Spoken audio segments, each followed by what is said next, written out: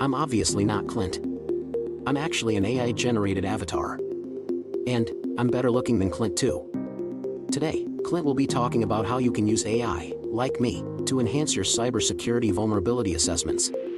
Coming up next. Hey, what's up, everybody? Did you like that little trick there? That was my new partner. I think I'm going to replace everybody in the company with AI now. I think that's a good idea. I have ChatGPT Plus. Yes, I'm paying the $20, and I found a lot of people are wondering, is it worth it? What do you get with ChatGPT Plus? And I've noticed, number one, and I've done the research. Normally on these streams, I would run into a problem to where you get about 100 messages or prompts per hour, and I would exceed that, especially if you remember the stream when we were playing the red versus we were playing red versus blue with ChatGPT, and right at the end we reached our limit. So you're with ChatGPT Plus, you're going from like 100 to 500. I have yet to reach my limit, and by the way, this is not sponsored by anybody. It's not sponsored by ChatGPT. I'm not getting any money from this.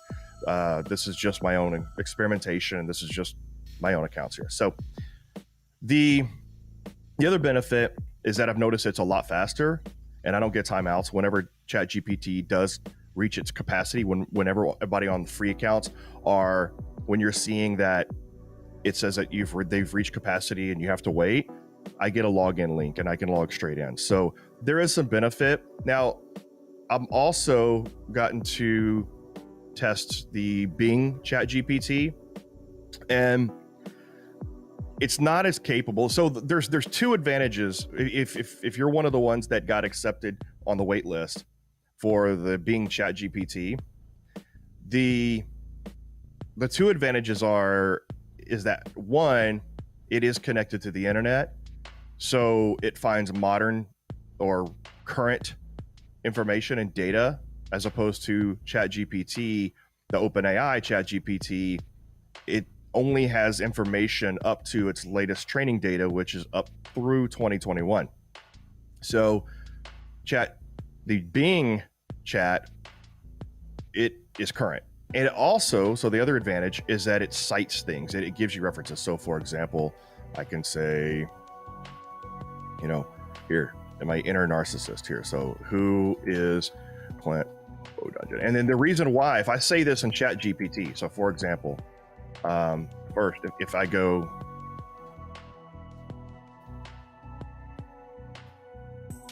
it's going to say, I have no clue,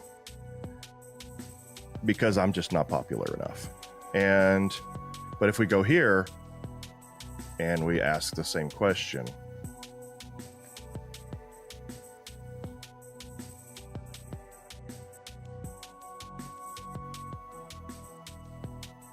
it's going to time out on me. So, and even though as you can see here, this is going to be, come on. All right, maybe that's,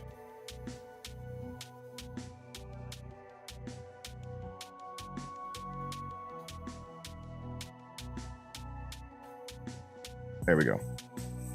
So it is a bit limited, but it does have current information, and it'll cite things, and we'll see here in just a minute. So as you can see there, it goes and pulls things off of the internet. It cites the references. So it is going to be, and so it doesn't mean it's more factual, but it cites things. So here's what's interesting. Okay, so let's get into the vulnerability assessment part.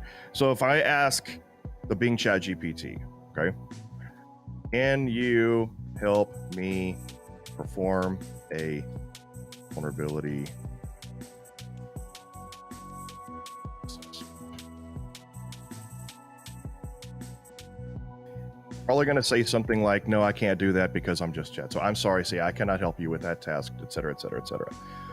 So the Bing ChatGPT is pretty much just a glorified search engine that gives you more direct answers, and it's kind of like what I wish Google was. It gives you more direct answers and you don't have to search as much. So I am using this now more often than Google. So, all right, enough. So we're going to leave that alone. Let's go back to this one here. This is the ChatGPT. That's the wrong one. Okay. So let's just clear this. Let's start a new chat. All right.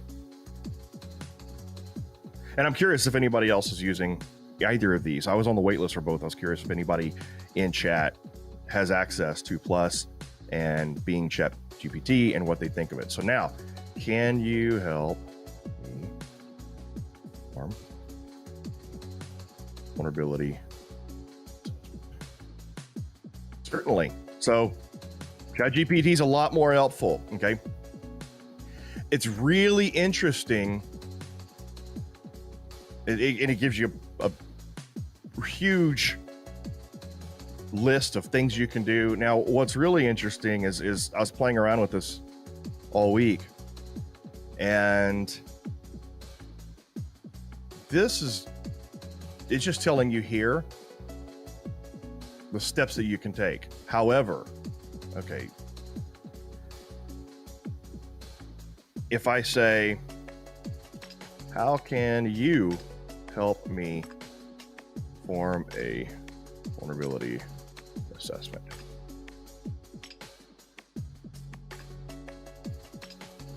So this is interesting.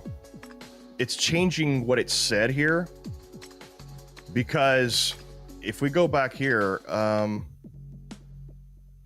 what did I say?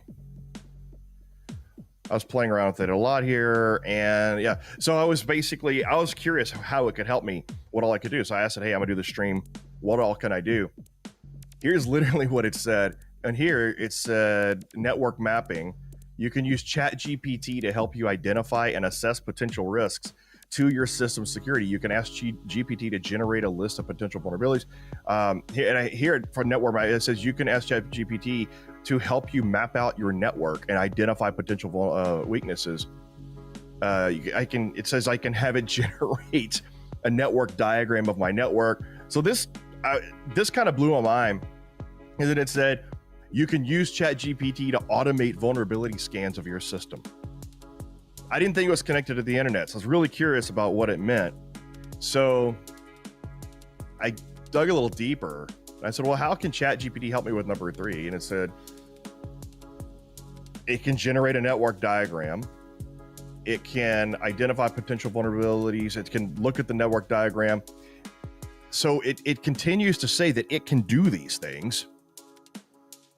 So then I asked it, how can ChatGPT actually generate a diagram of my network? What do you need from me? And it said it needs info. So basically, if I was to feed it a spreadsheet, and we're going to try this out next stream, I'm actually going to take some of these concepts and feed it spreadsheet information like IP addresses and host names, and I'm going to see if it'll generate this stuff, because it says it uses these tools like the Python libraries. And so I asked it to use to generate a network diagram, and it basically uses Lua or ASCII to generate a network diagram. So then I asked it, okay, because then it tells me it can use tools like PyDot and GraphViz. So then it gives me the Python code to where I would actually generate it in Python myself. So then I started, and same thing with GraphViz, where both PyDot and GraphViz are both they're graphical libraries for Python. And so I asked it things like, if I were to use ChatGPT to automate a vulnerability, or how would I use it to automate? And it kind of gave me information on how to run a vulnerability assessment. And then I said, well, ChatGPT can actually perform a scan for me. And then it says, well, as a language model, I'm not capable of doing that. So then I argued with it. Above, you said specifically, once ChatGPT has the necessary information, it can perform the vulnerability scan using the selected tools. I'm just wondering, how to have you do what you said you could do there. And then it apologizes. I apologize for any confusion. So can't actually, as expected, it can't actually run scans, but it'll provide you guidance. Okay, so this is kind of where I want to start this discussion. I'll get into some more of the actual testing and the demos of it next on the next episode. But for now, let's take it a step back and let's take a look at. Let's start a new chat here, and let's look at, first of all, if you are using AI tools to enhance your capabilities, either you're experienced and you're using it kind of as an intern or a junior employee to help facilitate some of the more menial tasks, mundane tasks that you don't want to do like I do, then that's one use case. But I imagine that a lot of you are either starting cybersecurity careers or want to, enhance what you have. So let's start at the basics. One of the first things a lot of people ask me is, how do I get into cybersecurity? What do I need to learn? And so let's just start at the very basics. And another thing that as we get into this, you'll see that in order to get what you want out of ChatGPT, prompting is very important. So you want to be very detailed with your prompts, be very specific, and you kind of have to do like a mini training up front. So I'm going to basically have it be me to say, okay, I'm going to say act as a cybersecurity professional with 25 plus years of experience, specializing in vulnerability assessment and penetration testing. I'm going to ask you your advice on how to get started in a cybersecurity career. Notice I'm using a very long, detailed prompt here. And we'll start with vulnerability. I can't spell today. I can't type today. Where am I at here?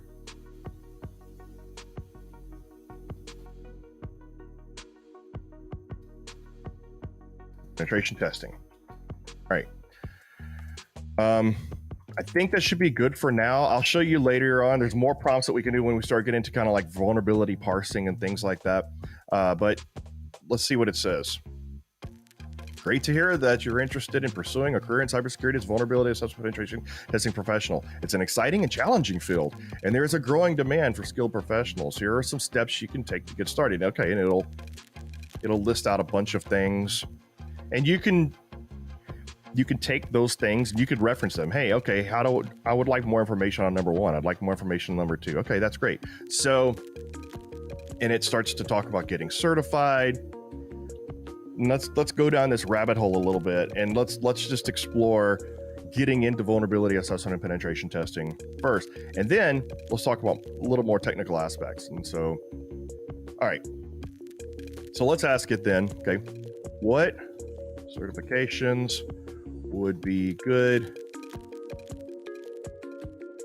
for getting started as a penetration tester or that's like the paint from models, or let's see, red team specialist. Let's see what it recommends here. And the first one it recommends is OSCP. Good advice. CEH, Certified Ethical Hacker, which is a basic entry level. I wouldn't even call it a pen testing, but it's kind of the base.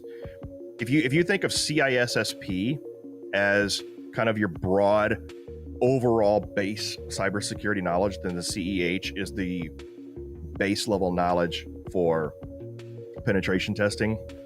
Your CompTIA Security Plus and Pentest Plus. So it's asking, it is kind of going to that next level. It's not just saying CISSP. It's not just saying CISA and these kind of things. So that's pretty good. It's actually giving basic advice. So, okay. Can you help me study for, let's see, OSCP is a practical exam. So let's just say CEH for now.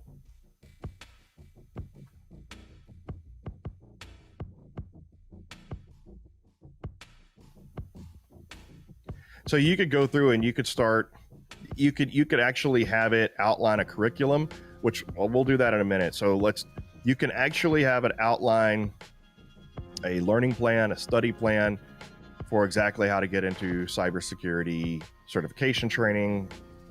And so and I'll just have it stop generating. It gives you a lot of information. Now, I have had it generate practice exams, but you need to be careful about that because, for example, like the CISSP, first of all, let's go. OSCP doesn't have a practical exam. I mean, it doesn't have a multiple choice. It's a practical exam. So the CEH and other exam-based certifications, or let's talk about CISSP. It adjusts. So the more modern versions of the CISSP, the questions get harder, the questions adjust based on how you're answering them. So there's a way to have ChatGPT. You can prompt it, you can train it to be adaptive, but that's a little more advanced topic. So let's do this. Okay. Can you create a study plan and curriculum for me on the best skills I would need to learn to start a career as a penetration tester? And I do want to say, I do know and I acknowledge that vulnerability assessment and penetration testing are two different things. We're just kind of lumping them together for this conversation. Vulnerability assessment is you're still looking for vulnerabilities. You may use hacker knowledge. Obviously, penetration testing is more targeted. It's more, you're actually using the skills. They overlap a little bit, but for now, I'm just going to say, just for our educational purposes here, if you're training to be a pen tester, you're going to know enough to be a vulnerability assessment person. All right, so.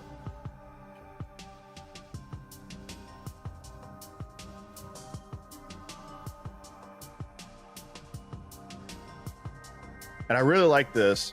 The first thing it does is say, learn the fundamentals of networking and operating system, like TCP/IP and everything like that. I really like the advice that it's giving because I'm the grumpy old guy that yells, "Get off my lawn." I'm the old school guy. And it bothers me to no end that people ask, do I have to know IT to get into cybersecurity? And and nowadays there's a separation between IT and what's called cyber. When I was growing up in this industry, cyber was IT. Cybersecurity was cybersecurity. It wasn't called cybersecurity. And I'm under the school of, if you're going to get into cybersecurity, yeah, you need to know IT. Do you need to know how to program? Not necessarily, but it helps.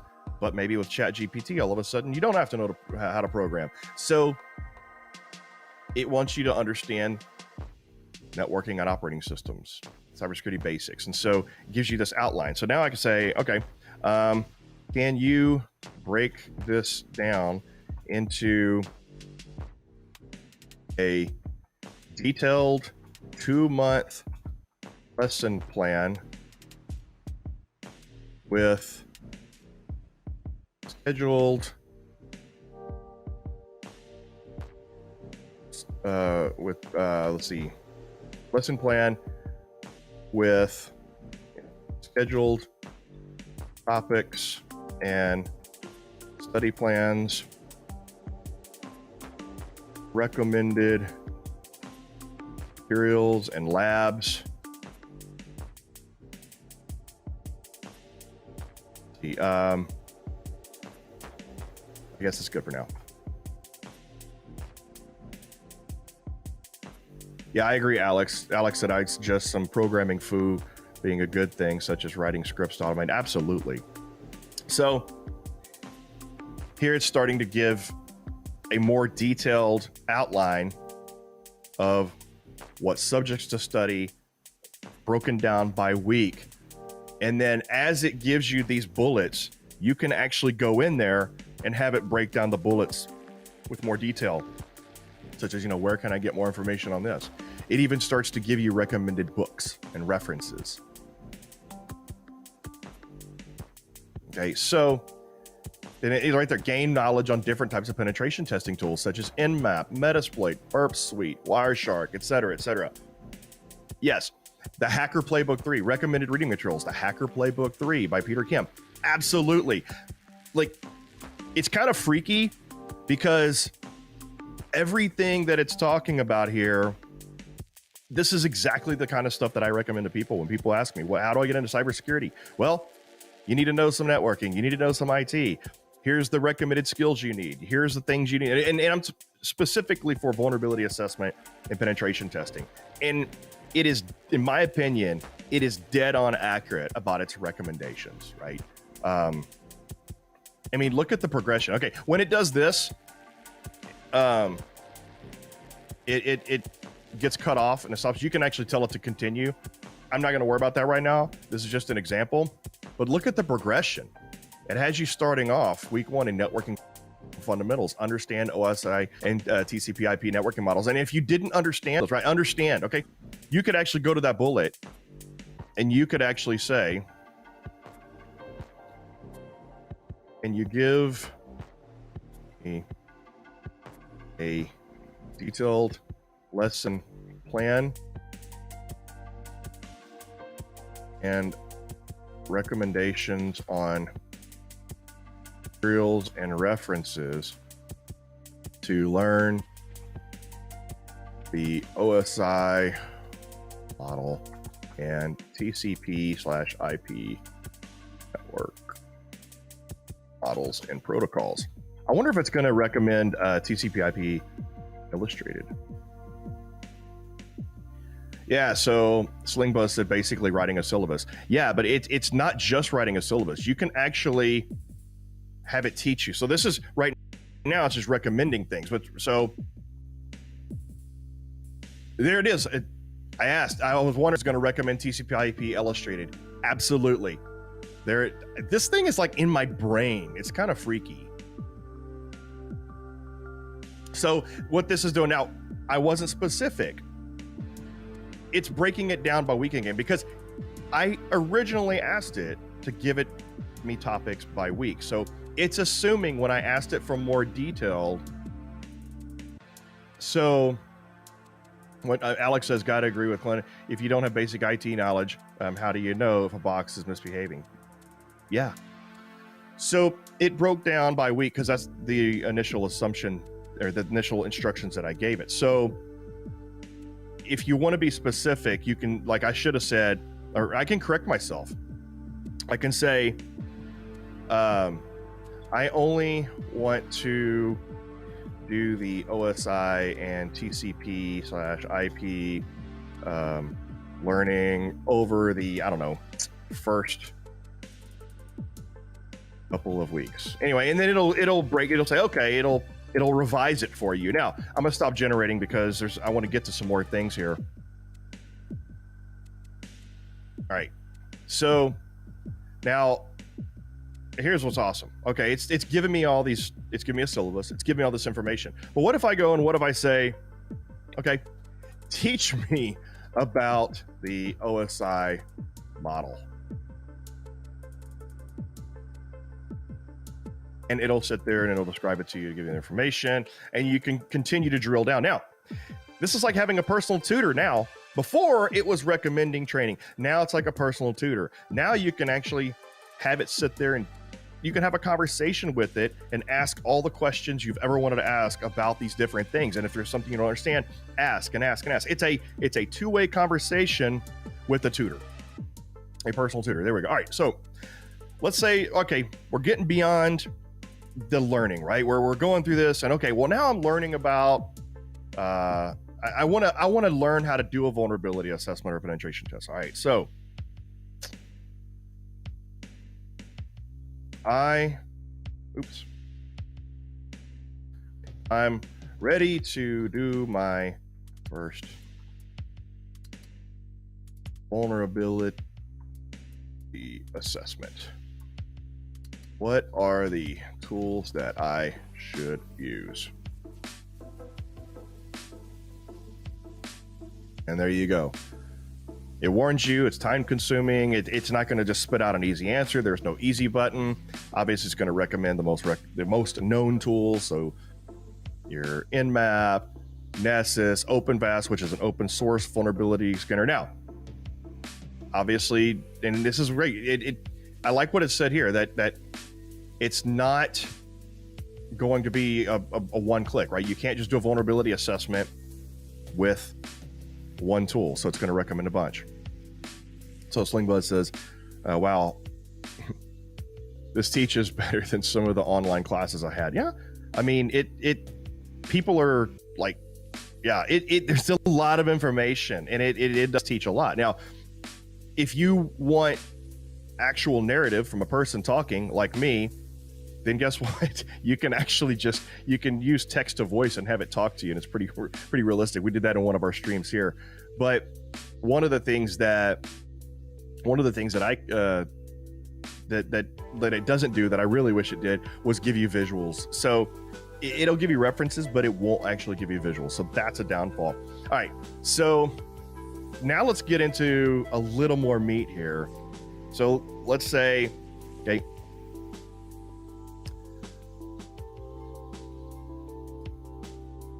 how would I write a bash script to run an Nmap scan? Oops. Here's where it really starts to take shape as a practitioner. So I want to run an Nmap scan to discover live hosts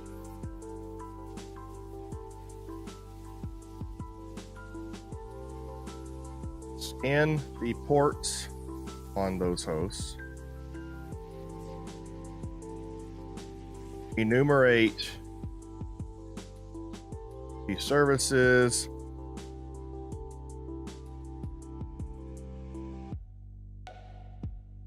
and then export all of the data discovered to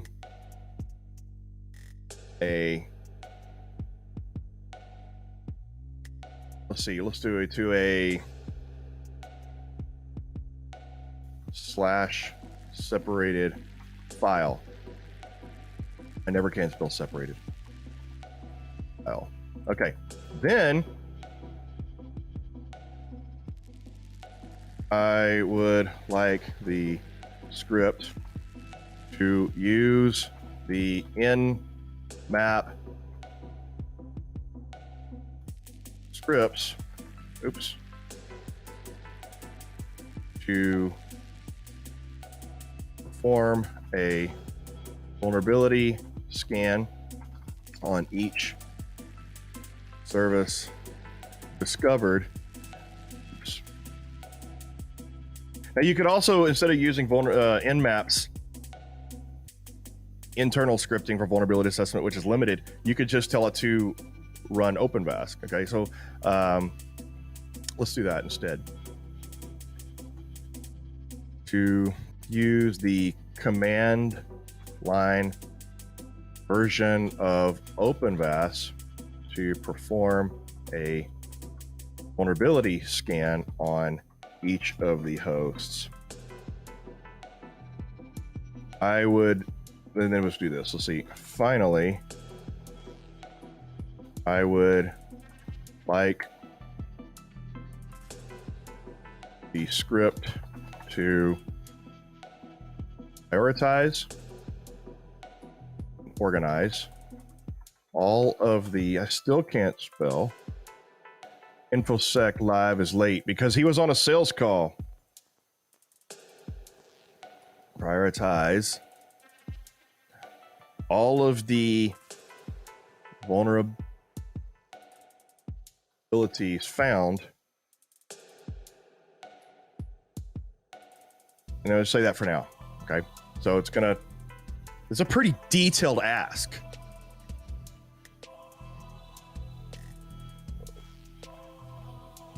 So it's going to write a bash script to do exactly what I asked, to perform an Nmap scan, get the information. It's going to pipe it out to a file that's separated by slashes. Then it's going to run the command line version of OpenVAS. And so it says, here's the first script. It's doing all of that. Now it's going to write another script that will do the second thing that I asked. Oh, wait, there's that. It already did that. Okay, so these are the different scripts, right? So these are little one-liners, I guess. And it does admit that this is very basic and may need to be modified for a specific environment. But here's you can see it will output the OpenVAS results into XML. And then I can fine tune this script to tell it, okay, I want to make sure that I don't know if I told it to reference the Nmap results for this, but I can tell it to reference the Nmap results. Okay, so now I can go even further, okay? So here's where it gets really interesting. So if I say, okay, now I want to write a script. I can put in parentheses in the language let me say programming language. I don't want it to end up telling me it's going to write it in German or something. In the programming language that would be best suited for the task.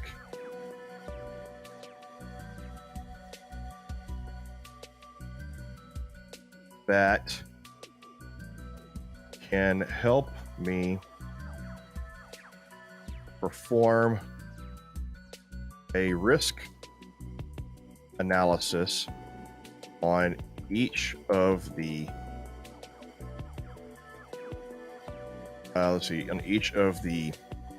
scanned hosts based on the results of the or mock Swedish based on the results of the I can't see what I'm vulnerability scan. Okay. What I need to do is, okay, I am going to provide you with criticality ratings for each of the hosts. How should I provide that to you in a way that works best for the script? And the reason I asked it this is because here's where we're talking about enhancing our ability using AI. I know what I want to do, but I may not know exactly how to do it. So I'm asking ChatGPT to show me how to do these things. And I want to now do a risk assessment or perform a risk analysis, not just based on the CVSS scores, but based on criticality ratings and maybe some other things. And then have it help me with the risk prioritization, but I don't know exactly how to feed it that information. So I'm asking it, how do you want this?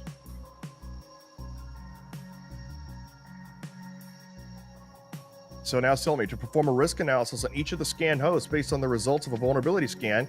We would need to analyze the vulnerabilities found and determine their impact. Okay, exactly. The criticality ratings that you provide will help us prioritize. To provide the criticality ratings, you could create a separate file that maps each host to its criticality rating, for example. Okay. And it tells me that right there. So it's telling me how I can provide that. And then it tells me exactly what I need the script to do. Read in this, read in that. I'm gonna do that. Now, if it doesn't generate it for me, which it doesn't, it looks like it's just telling me how to do it. Okay. So right here, I could literally take this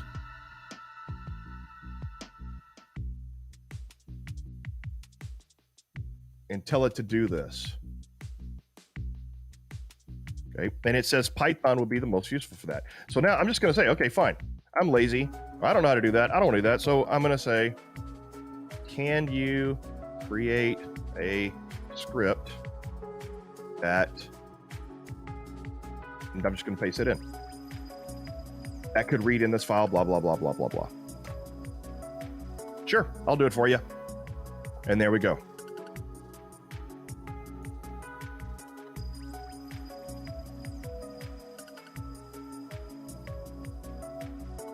Now, again, today we're covering a high-level overview of all the different possibilities, how you can have it enhance your vulnerability assessment process, whatever. We'll actually we're going to put these into action and do a lot more live labs and stuff with this the next stream, which will be in 2 weeks. And one of the things that's really cool is, even if you're not, a beginner, so you're asking it to do things that you may not know how to do. That's one aspect. But what if I do know how to do these things? What if I'm already experienced? It still takes me time to write these scripts if I don't already have them. So you could literally have ChatGPT generate a lot of the scripts and build a lot of the tools that you want for you. And that saves a lot of time. Okay. It's always going to add the disclaimer that, this script is a very basic example, may need to be modified, especially, et cetera, et cetera. Of course. So this is some examples of how you can have ChatGPT generate scripts based off of what you want to do. I know I need to do this. I need to do this. I need to do this. This is my process. What can I do? Okay. And here's a beautiful thing. Let's kind of real quick, let's have it do a basic automation. So can you write a script in whatever programming language would be most appropriate that can automate the first few steps of a penetration testing process? I'm saying network, right? Because there's web penetration testing. Let's do a network penetration test.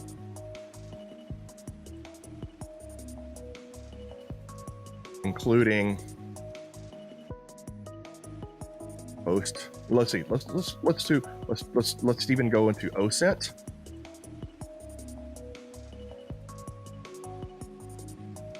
O/target discovery, port scanning, vulnerability scanning, online, not vulnerability scanning. You don't do that during the pen test, it's loud. Service enumeration, online vulnerability mapping, and then the script should, and let's see, we're doing a penetration test, so should focus on stealth.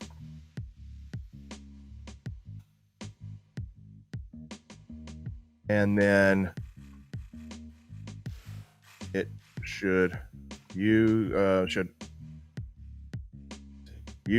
and automate functionality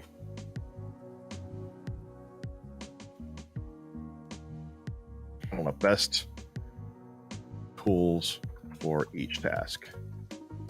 I'm just spitballing, just throwing this out there.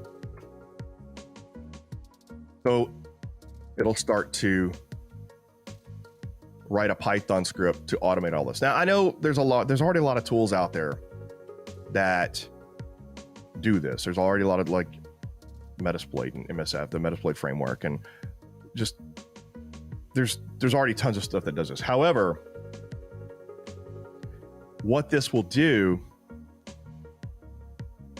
I think that when you look under the hood and you understand how to do these things yourselves, this is how you learn. Rather than using automated tools and just going through and using them, I'm suggesting to use this to teach you how to build the tool yourself. And so this is it's very basic. It's a very basic script.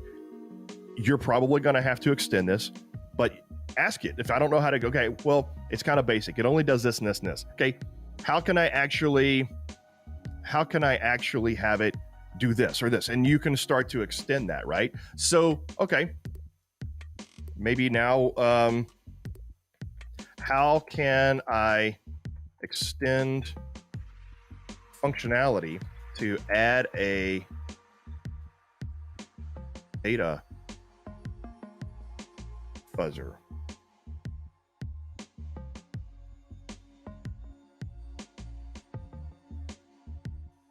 So there you go. So now it'll actually do data. Now, there's a difference sometimes between penetration testing and vulnerability research, but this will help you start to understand that process.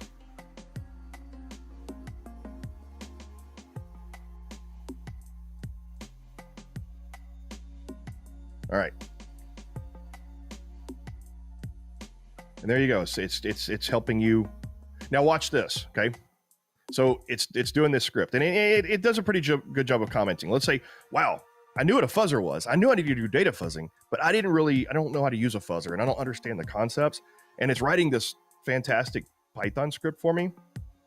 So, but I don't really understand Python, right? Let's just say I don't know Python. I don't know what this does. So it's telling you at the end here, in this updated script it's telling you exactly not exactly, but it's telling you basically what it does. Now, okay, can you explain to me in simple terms, step by step, what this script is doing? You could do this for other scripts too, right? Like, so if you have an exploit script, if you have a tool, something open source, you can paste in the code and ask ChatGPT to explain to you what it's doing.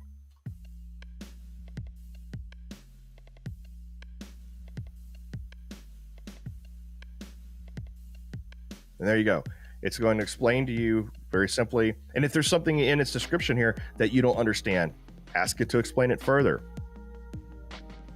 So it's literally like having a mentor by your side, explaining to you how to do everything, how to extend your scripts. Or if you don't need a mentor, if you already understand how to do this, but you just need somebody to write the code for you because it's time consuming, then it's your co-pilot. This is your intern. This is your junior programmer, your junior professional next to you.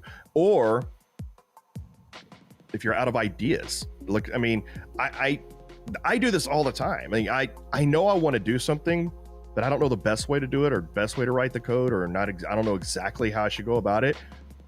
This prevents code block or writer's block, or this gives you tons of ideas. So there's other things that I do I've written a ton of Excel macros and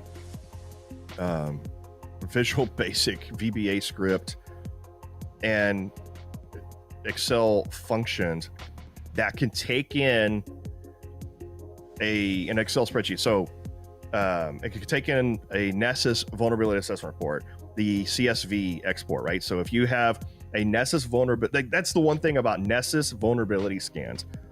You get thousands of findings, right? So here's what I've done Absolutely. That's where I'm going with that. Slingbuzz says, so you could help use it to also help you write reports. Absolutely. So I'll just real quick before I get into what I was going to get into next. If I gave you a document containing all of the results from everything that we have done so far in this assessment and penetration test, can you help me analyze it and write a report that includes that includes a prioritized mitigation plan with actionable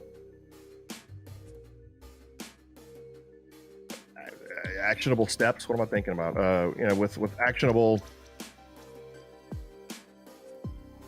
just mitigation steps.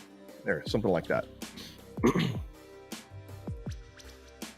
We'll actually do this. So we'll do this next stream. I'll actually have some pre-canned Nessus reports and or Nessus scans and a bunch of data, because I think that's one of the biggest things when it comes to penetration testing and vulnerability assessments is doing the work is fun, especially when you start adding stuff like this. Like, man, all of a sudden I can extend myself. I can have it write code and do all of this stuff. That's the fun part. The crappy part, the part that everybody hates, is doing the analysis and writing reports. So yeah, you could feed it all this data and have it do analysis, have it write the reports. I mean, yes, it's awesome. So we'll do that on the next stream as well in 2 weeks. So I don't know. I need to check with Jerry and see. We might do the stream next week. We have an on-off schedule between doing red versus blue streams with Jerry and then me doing these. But it just really depends on what people want. Let me know in the comments, either chat or the comments in this video, if you want to continue to see more of these instructional videos. So, Rob, hey Rob, glad to see you made it. Shouldn't you be at S4? Oh, speaking of which, I need to let everybody know that I'm really sad I couldn't make it to S4 this year. I'm kind of having this I don't know, dual bipolar feeling here. I'm really missing my community. I really wish I could be at S4, but I had other things going on, so I couldn't make it. But at the same time, I'm almost glad that I didn't go, because it's at a different location, and it just feels like it's not the same without it being at the Jackie Gleason Center or the Fillmore or whatever it is, and staying at the Surfcomer and everything like that. It just seems like it doesn't. I don't know. Anyway, so Rob, you asked. I'd be curious to see how ChatGPT can conduct decision sciences on cyber blue team decision making.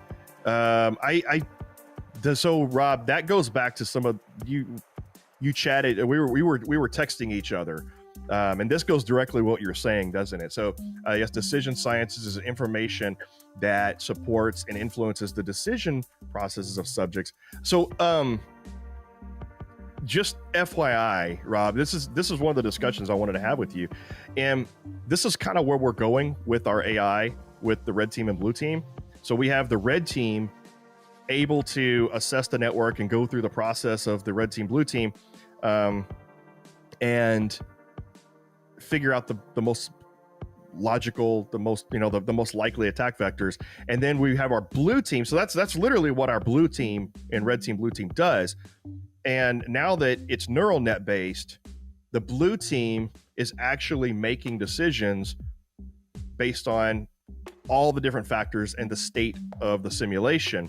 So in essence, what ends up happening is you have the red team telling you where the most likely attack vectors are and what your risk is and all this stuff. And then the blue team helps you decide based on all that information, your priorities, your risk analysis. The blue team then helps you decide the most efficient and the most cost-effective mitigation plan. And So we're doing that without OpenAI right now, just with our neural net. But I have a lot of interest in trying to figure out how to link up ChatGPT, or not ChatGPT specifically, but GPT from OpenAI, so that you get a more natural language processing. So instead of just basically it spits out a report or spits out data, it actually uses natural language processing to give you more human-like readable reports and things like that. But yeah, I would love to be able to use GPT plus our own neural net to make those decisions. And if that's if that's kind of what you're talking about, that's the path we're going down for the decision-making sciences. So anyway, that's kind of been the whole exercise with red versus blue this whole time. But anyway, we digress. We only got a few minutes left of this stream, so there you go. I mean, we'll test that part out next stream. Let's look real quick before we go. So just, and I'll show you this next week, but let me just show you how I'm going to set this up. So if I gave you a CSV file with Nessus vulnerability scan output, can you help me determine, let's see, a risk rating for each asset scanned based on the number, type, and severity of findings for each asset, for said asset, and recommend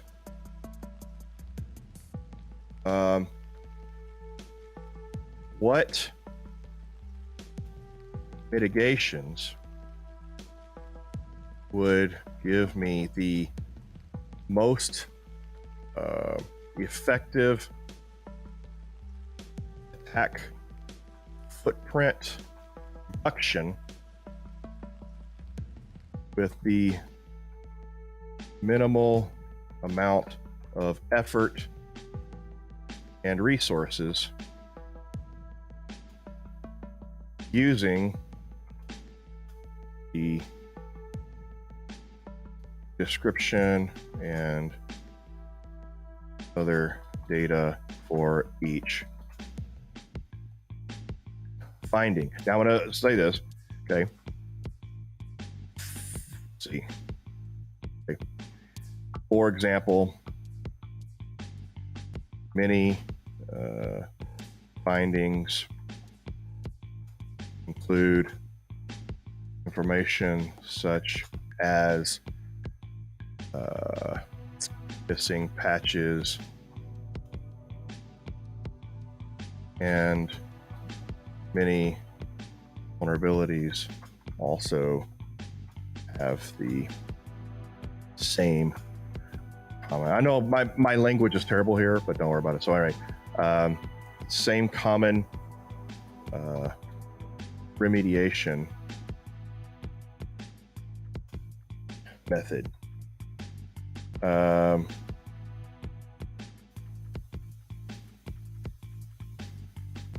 Let's see.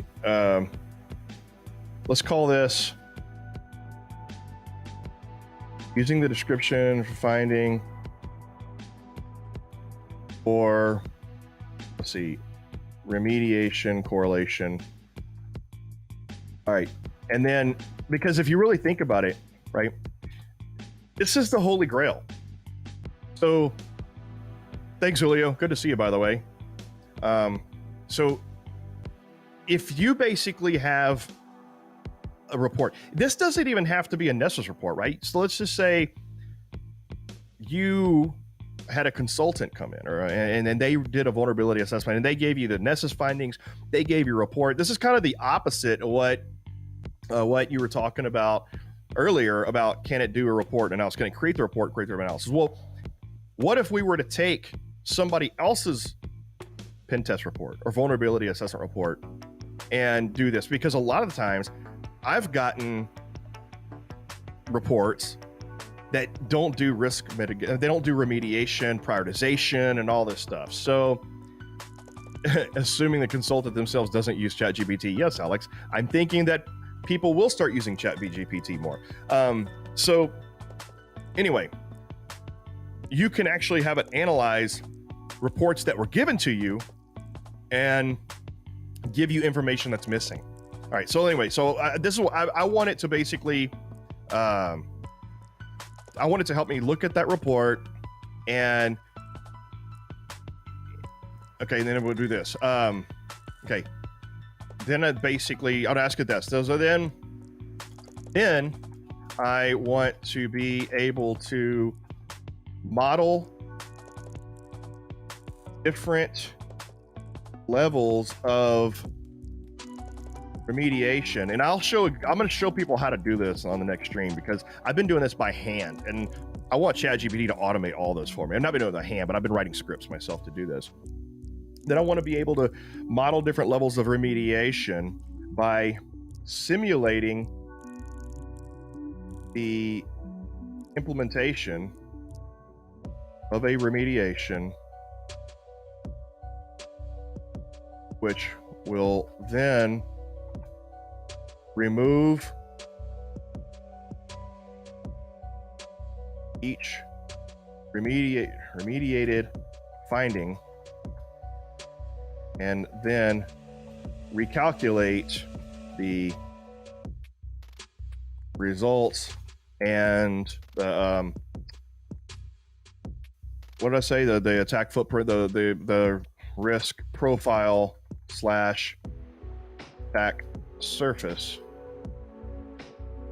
for each asset / host. Okay, that's a lot. That's a lot, but I'm literally asking it to do a lot. I'm just asking it if it could do it.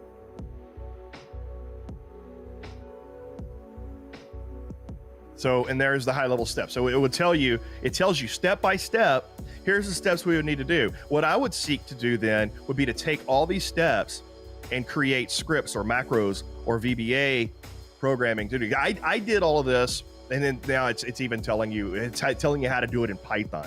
It's amazing.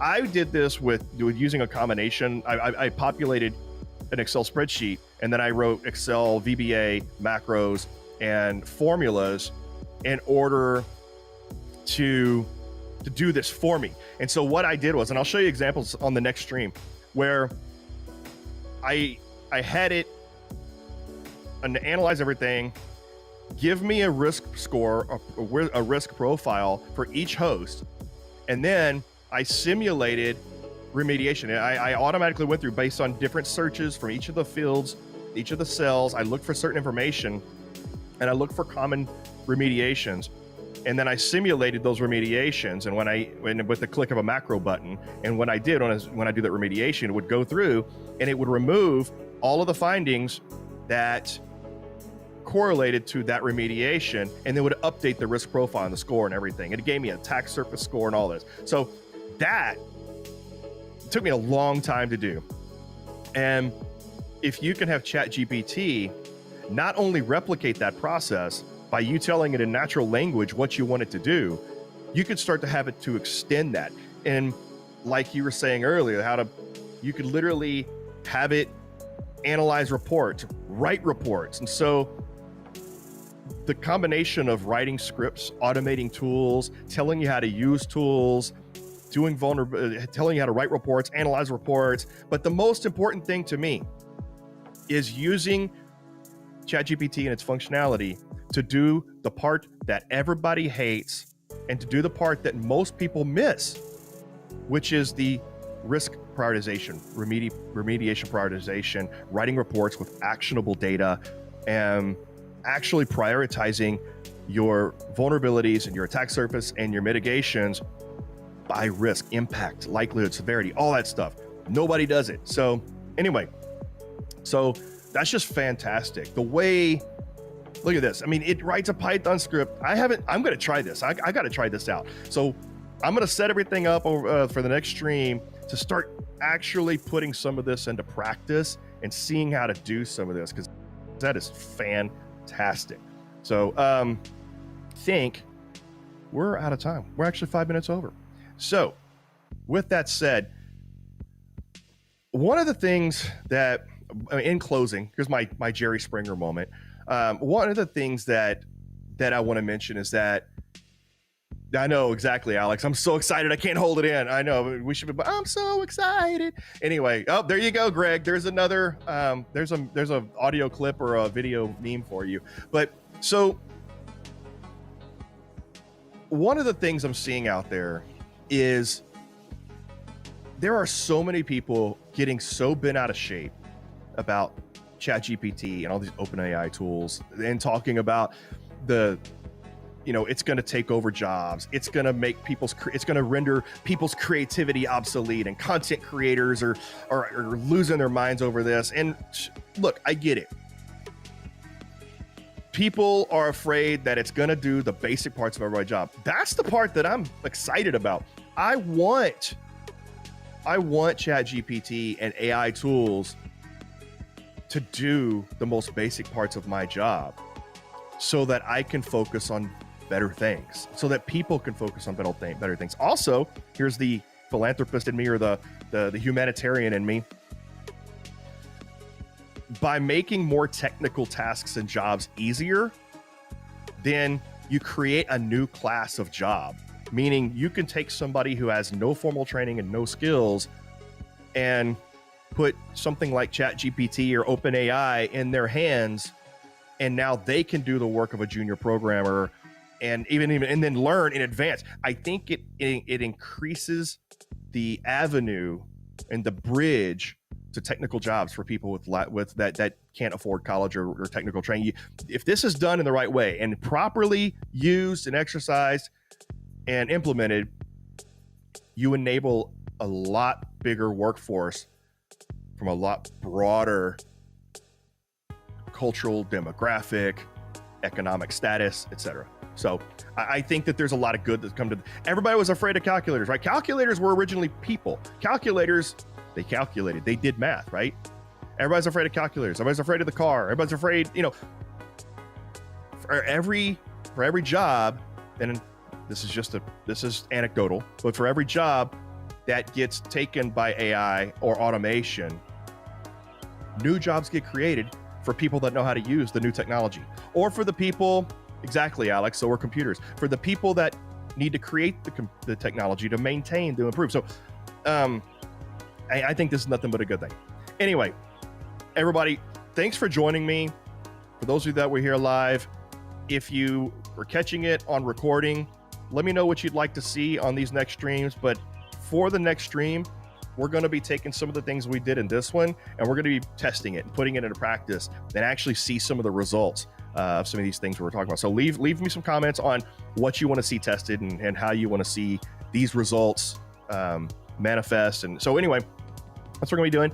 I'll let you know, if you haven't already, if you want to watch more of these videos, be sure and subscribe, hit the bell to get notified of every time we release these. If you got value out of this, hit like, it helps us out. So on that note, everybody, thanks for joining us, and we'll catch you next time.